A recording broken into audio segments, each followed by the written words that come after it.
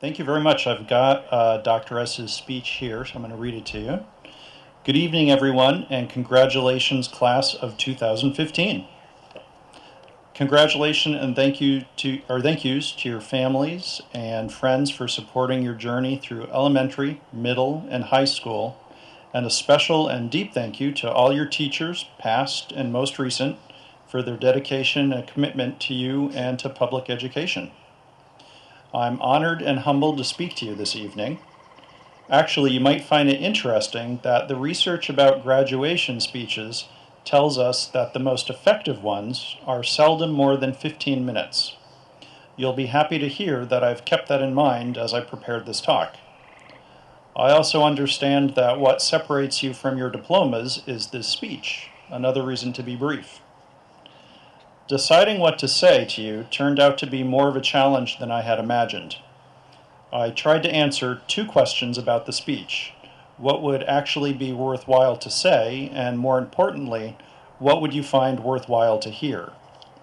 I circled those two ideas again and again without coming to a clear decision. As principal, I've learned over the years where to go for help when I reach just that sort of decision impasse. I've learned there's a classroom where I can find simple and solid advice. When in doubt, I always head to kindergarten. 5- and 6-year-olds still see the world as safe, generous, forgiving, and loving. Their suggestions often reflect that wonderful worldview. And besides, they love to tell the principal what to do. So I wandered into kindergarten during morning meeting recently and shared my dilemma with the children. I told them I was trying to figure out what to tell the Frontier graduates to help make their lives happy and successful. They listened with serious concern on their little faces, and I asked the children if they had some suggestions for my speech. In about 5 seconds, 12 hands shot up and 3 voices shouted out advice. Their teacher, Mr. B, wrote their suggestions on chart paper. I assured the class that I would share their ideas with you at graduation. They gave themselves a brief round of applause, richly deserved, and I brought their ideas here with me tonight. Not on chart paper, but if you listen carefully to the children's words, between the lines you will at times hear bits of real wisdom, reminders of how seemingly small things can lead to a happy and successful life. You'll also hear some ideas that are just funny and quirky, important ingredients in all our lives. And now, Frontier graduates, this is what those kindergartners said to share with you. Number 1, be nice to other people. Ask, what do you want to play, in a nice voice. This next one is for when you're in college. If someone falls in college, help them up and get a professor. Number 3, when you need help, it's okay to ask for it. Number 4, do more work so that you can be really smart. Number 5, do the best you can, even if it's hard. Number 6, I'm a little reticent to read out loud to the moms and dads. This is a quote. You can be a stay-at-home mom or dad. You'll be home all day and you don't have to do anything. Number 7, and again I apologize to the math teachers, this is a quote. You can be a math teacher. Tell kids how to do math. Give them math paper and tell them to do it. Number 8, make sure when you cook some food, don't burn it because your children won't eat it. Number 9, think really good things to do a good job. Number 10, study hard so you can get into a good college like Amherst. Number 11, try to learn more sports.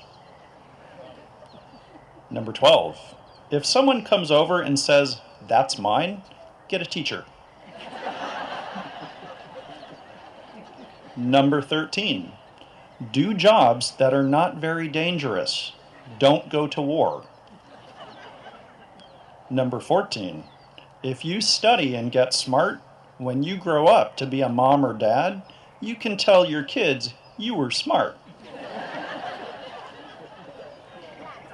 Number 15, Avoid bullies and don't become one. Avoid explosives. Number 16, do a lot of reading, especially history books. 17, if a bully is bothering you, don't play with him, even if he gives you candy, because it might have his germs on it. 18, if you finish your work, don't bother other people, because they need to focus.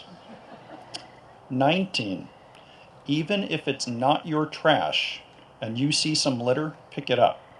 Put it in your pocket if there's no trash can. Number 20, when you're putting onions in a pan, don't cut really fast or you'll cut your finger off. It's very important. If you see a forest fire, don't leave it there. Pour a bucket of water on it so it doesn't burn all the trees, because they are part of nature. When you go camping, bring a bucket of water to dump on your campfire. If you don't, you need to call Smokey the Bear, because the trees will burn and all the animals will run out of the woods.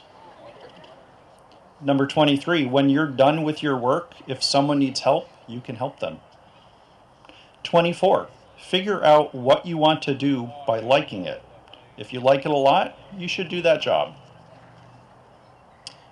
They also wanted us to tell you that you can be a farmer. You just need to grow plants and keep animals in a barn. You could also work at a bank. You have money, you don't know what to do with it, but you are only allowed to take money from your account. Please don't put a can in the river because sometimes animals will put their heads in it and die. If you have seeds, plant them in the earth. It will make the earth bigger and take a longer time to destroy. If you dig for treasure on the earth, make sure you patch up the hole. Dr. S said she is sending this one out to BP, ExxonMobil, and all the pipeliners. Number 30 was tell the kids at Frontier we support them. And her personal favorite, try to be nice your whole life. Good luck on your journey. Decide to be happy. All lives really do matter. And don't forget to be nice your whole life.